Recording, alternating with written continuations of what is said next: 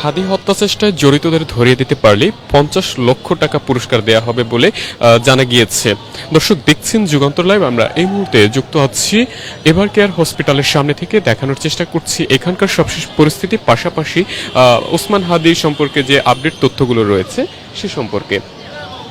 দর্শক যেমনটি আপনারা ইতিমধ্যে অবগত আছেন, ইনকলাব মঞ্চের মুখপাত্র ও ঢাকা ৮ আসনে সম্ভাব্য স্বতন্ত্র প্রার্থী শরীফ ওসমান হাদির হত্যা চেষ্টায় জড়িত ব্যক্তিদের ধরিয়ে দিতে পারলে 50 লক্ষ টাকা পুরস্কার দেওয়া হবে বলে জানিয়েছে স্বরাষ্ট্র উপদেষ্টা লেফটেন্যান্ট জেনারেল অবসরপ্রাপ্ত মোহাম্মদ জাহাঙ্গীর আলম চৌধুরী। তিনি আজকে এমনটি জানিয়েছেন যে ওসমান হাদির হত্যা চেষ্টায় যারা জড়িত রয়েছে, অর্থাৎ তাকে যারা গতকালকে গুলি করেছে এবং তাদেরকে যদি ধরিয়ে দেয়া যেতে পারে তবে তাদেরকে 50 লক্ষ টাকা অর্থাৎ অর্ধ কোটি টাকা তাদেরকে পুরস্কার দেয়া হবে, এমন ঘোষণাই কিন্তু দিয়েছেন স্বরাষ্ট্র উপদেষ্টা মোহাম্মদ জাহাঙ্গীর আলম চৌধুরী। তিনি আজ সচিবালয়ে মন্ত্রণালয়ের সভাকক্ষে আইন শৃঙ্খলা সংক্রান্ত কোর কমিটির বৈঠক শেষে এমন সরকারি সিদ্ধান্ত তিনি জানিয়েছেন। অর্থাৎ এই যে সিদ্ধান্তটি সেটি একটি সরকারি সিদ্ধান্ত, এটি তিনি আজকে জানিয়েছেন। ইনকিলাব মঞ্চের মুখপাত্র শরীফ ওসমান হাদির জন্য দোয়া চেয়ে উপদেষ্টা আরও যেমনটি জানিয়েছেন যে তাকে হত্যা চেষ্টায় জড়িতদের ধরিয়ে দিতে পারলে 50 লক্ষ টাকা পুরস্কার ঘোষণা করেছে সরকার। সবাই তার জন্য দোয়া করবেন, সবার দোয়ায় তিনি আবার আমাদের মাঝে ফিরে আসতে পারবেন। তিনি আরো বলেছেন যে আসামি ধরার প্রক্রিয়া চলমান আছে, আশা করছি সবার সহযোগিতায় খুব তাড়াতাড়ি ধরতে পারবো। আগামী নির্বাচনে যারা প্রার্থী হবেন তাদের সবার নিরাপত্তা দেওয়া হবে জানিয়ে তিনি আরো যেমনটি জানিয়েছেন যে ফ্যাসিস্টদের গ্রেফতারের সংখ্যা বাড়াতে হবে। এতদিন শুধু সরকারি কর্মচারীদেরই অস্ত্রের লাইসেন্স দেওয়া হতো, এখন যারা নির্বাচনে অংশ নেবেন তারাও যদি অস্ত্র চান তাহলে তাদেরও লাইসেন্স দেয়া হবে। অর্থাৎ তিনি যেমনটি বলেছেন যে শুধুমাত্র এতদিন সরকারি কর্মচারীদেরই অস্ত্রের লাইসেন্স দেয়া হতো, তবে এখন যারা নির্বাচনে অংশ নিবে তারাও যদি চায় মানে অস্ত্র চায় তাহলে তাদেরও লাইসেন্স দেয়া হবে, এমনটিও কিন্তু জানিয়েছে স্বরাষ্ট্র উপদেষ্টা। যাদের কোনো অস্ত্র আমাদের কাছে জমা আছে সেগুলো ফেরত দেয়া হবে। তিনি আরো যেমনটি বলেছেন যে জুলাই গণ অভ্যুত্থানে সম্মুখ সারির যোদ্ধাদের নিরাপত্তা নিশ্চিতে সরকার বদ্ধপরিকর। সরকারের পক্ষ থেকে তাদের নিরাপত্তার ক্ষেত্রে বিশেষ ব্যবস্থা নেওয়া হচ্ছে, এমনটাও কিন্তু তিনি জানিয়েছেন। এমন অপরাধীর জামিন পাওয়া নিয়ে প্রশ্নের জবাবে জাহাঙ্গীর আলম চৌধুরী যেমনটি বলেছেন যে আমরা তো গ্রেফতার করেছি, কিন্তু তাকে জামিন দেওয়ার ক্ষমতা তো আদালতের, আবার আমরা তাকে আইনের আওতায় নিয়ে আসার চেষ্টা করছি। ওভারঅল মিলে তিনি আজকে একটি সংবাদ সম্মেলন বা প্রেস ব্রিফিং এর মাধ্যমে গণমাধ্যমের কাছে তিনি এসব তথ্যগুলো জানিয়েছেন।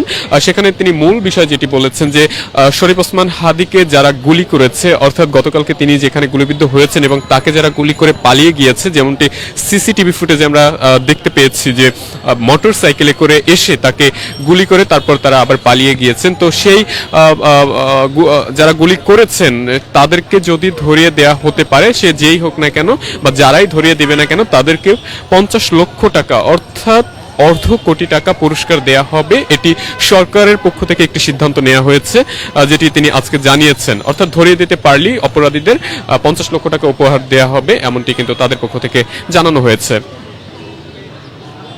দর্শক দেখছেন যুগান্তর লাইভ। যুক্ত আছি এই মুহূর্তে এভার কেয়ার হসপিটালের সামনে থেকে দেখানোর চেষ্টা করছি এখানকার সবশেষ পরিস্থিতি সম্পর্কে। পাশাপাশি অনেকেই ওসমান হাদির শারীরিক পরিস্থিতি কেমন রয়েছে সেটি নিয়েও কিন্তু বেশ উদ্বেগ উৎকণ্ঠার মধ্য দিয়ে যাচ্ছে যে ওসমান হাদি আসলে কেমন রয়েছেন। সেখানে আমরা এখন অবধি যেমনটি জানতে পেরেছি যে তার চিকিৎসার জন্য যে একটি মেডিকেল বোর্ড গঠন করা হয়েছে, সেই মেডিকেল বোর্ডে একটি বিবৃতি প্রকাশ করেছে। সেখানে তারা যেমনটি জানিয়েছে তারা মোটমাট 11টি পয়েন্ট আকারে তার শারীরিক অবস্থা সম্পর্কে জানিয়েছে। তার ভিতরে 7 নম্বর পয়েন্টে তারা যেমনটি বলেছে যে বর্তমানে রোগের সার্বিক অবস্থা অর্থাৎ ওসমান হাদির সার্বিক পরিস্থিতি এই মুহূর্তে অত্যন্ত আশঙ্কাজনক অবস্থাতে রয়েছে, এমনটি কিন্তু তারা জানিয়েছে। এর বাহিরেও তারা যেমনটি জানিয়েছে যে রোগীর মস্তিষ্ক মারাত্মকভাবে ক্ষতিগ্রস্ত হয়েছে। যেহেতু সার্জিক্যাল হস্তক্ষেপ সম্পন্ন হয়েছে, তাই বর্তমানে তাকে কনজারভেটিভ ম্যানেজমেন্টে রাখা হয়েছে।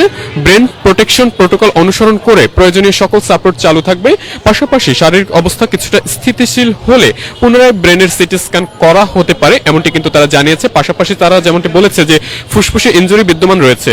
চেস্ট ড্রেন টিউব দিয়ে অল্প পরিমাণ রক্ত নির্গত হওয়ায় তা আপাতত চালু রাখা হয়েছে।